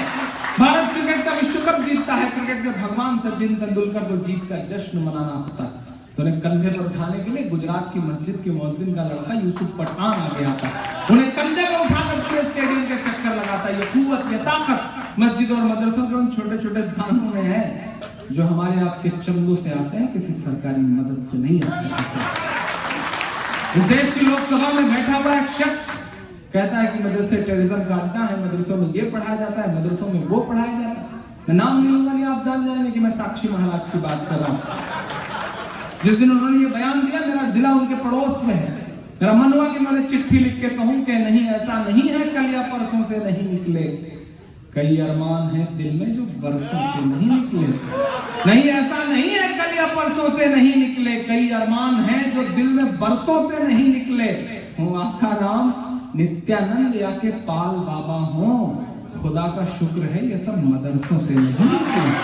खुदा का शुक्र है ये सब मदरसों से नहीं निकले। कि बड़ी जरूरत देश को जब जब किया कमाल इन्हीं ने, देश को एक से एक बढ़ करके दिया है लाल इन्हीं ने, दिया है लाल इन्हीं ने। 3 राष्ट्रपतियों के नाम गिना रहा हूं कि निकले जाकिर फखरुद्दीन कलाम मदरसों से, मत जोड़ो आतंकवाद का नाम मदरसों से, कोई इल्जाम मदरसों से। अब बहुत अहम लोग हैं। मुशायरा 2 हिस्सों में तकसीम हुआ करता है, तराजू के जिस तरह 2 पलड़े होते हैं। आप 1.5-2 फीट नीचे बैठे हैं, लेकिन मेरा अपना मानना है कि आप हमसे ज्यादा अहम लोग हैं, क्योंकि तराजू का पलड़ा वही नीचे होता है जिसमें वजन ज्यादा होता है। आप ज्यादा वजनदार लोग हैं, आपको शायरी सुनने और समझने और सहने का सलीका है, इसलिए मेरी नजर में आप ज्यादा बड़े लोग। मैंने अब तक जो कुछ कहा वो एक किनारे, ये 2 मिसरे एक बंद, मेरी जिंदगी का शायद सबसे खूबसूरत बंद, क्योंकि मेरी अम्मी मुसलसल सफर से लौटने के बाद जब कभी घर पहुंचता हूँ 20 दिन 25 दिन बाद, जिंदगी ने इतनी उम्र में ऐसी आवारगी बख्श दी है कि घर जाना नहीं हो पाता। 5 स्टार कल्चर जीते जीते किसी दिन अम्मी के हाथ की मोटी वाली रोटी और चटनी की बहुत याद आती है। लगता है कि काश वो नसीब हो सके। आप सब भी उस एहसास को जीते होंगे, मैं जानता हूँ, क्योंकि असली जिंदगी वही है जो मिट्टी की खुशबू और सौंधी चूल्हे की रोटी की खुशबू है ना। दुनिया के किसी भी 5 स्टार होटल में वो स्वाद आ ही नहीं सकता, क्योंकि वो रोटी की एहसास और रोटी का स्वाद नहीं है, वो माँ के हाथों का एहसास और माँ के हाथों का स्वाद है, वो कहीं और से आ ही नहीं सकता। कई बीमार जब घर लौटता हूँ और बहुत थका होता हूँ तो अम्मी जबरदस्ती बालों में तेल लगाने लगती है। उन लम्हों में वो मुझसे कहती है कि तुमने जो कुछ कहा है सब बहुत अच्छा मुझे लगता है, लेकिन तुम्हारा वो जो एक मिसरा है उस नज़्म में वो मुझे बहुत पसंद है, वो मुझे भी बहुत पसंद है। मैं पढ़ता हूँ 57 की जंग के बाद अंग्रेजों को लगा कि हिंदुस्तान पर हुकूमत तो बहुत मुश्किल, हम लड़ रहे हैं क्योंकि हमसे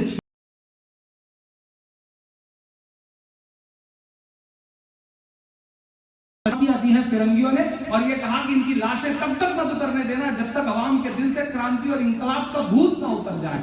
और आज हम ही कटघरे में खड़े हैं। मैं बंद पढ़ता हूँ साहब कि जंगे आजादी में फिरंगी दोबारा लाइव करो। जलाए। नहीं चल रहा, अब तक जिन्होंने हाथ में बोला उनसे कोई शिकायत नहीं, लेकिन इस मिसरे में आपका ईमान में हरारत पैदा हो तो अब तक की सबसे बड़ी दाद, सबसे बड़ी दुआ मांगता हूं ताकि दामन भर के जा सकूं कि जंगे आजादी में फिरंगी लाख कुरान जलाए।